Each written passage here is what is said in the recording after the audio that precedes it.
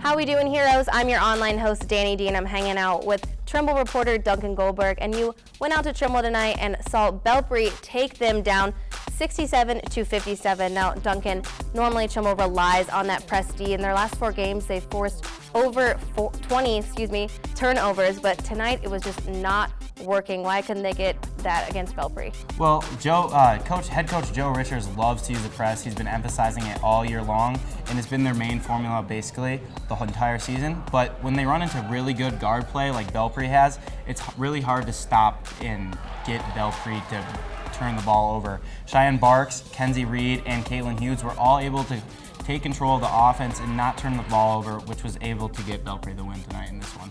Well, tell me about this. It looked like Belpre had this game. At the beginning of the fourth quarter, though, Trimble came out and just gave that last-second push. Where did that motivation come from? Well, yeah, they were down 11 points, with about 7 minutes left in the fourth quarter, and then freshman Peyton Dixon ended up sparking the team.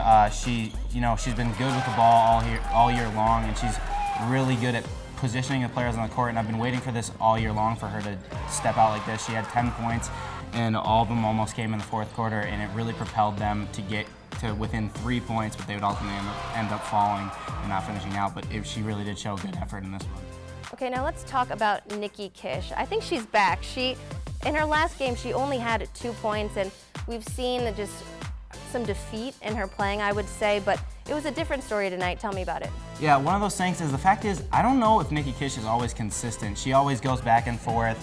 She had the 2 points in last game, but tonight, she had 27 points and 13 rebounds.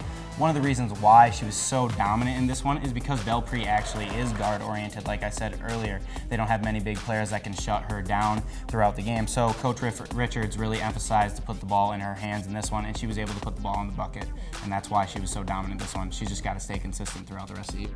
Well, we will see if she does that. Great work, Duncan. For more on your favorite TVC heroes, head over to woub.org/heroes. We'll have our entire show on there from every week, as well as our weekly recaps. Also, give us a follow on Twitter and add us on Snapchat. Your tweets and Snapchats might be featured on our show. And also, give us a like on Facebook for more of our coverage. For Duncan Goldberg, I'm your online host, Danny Dean, reminding you to be heroic.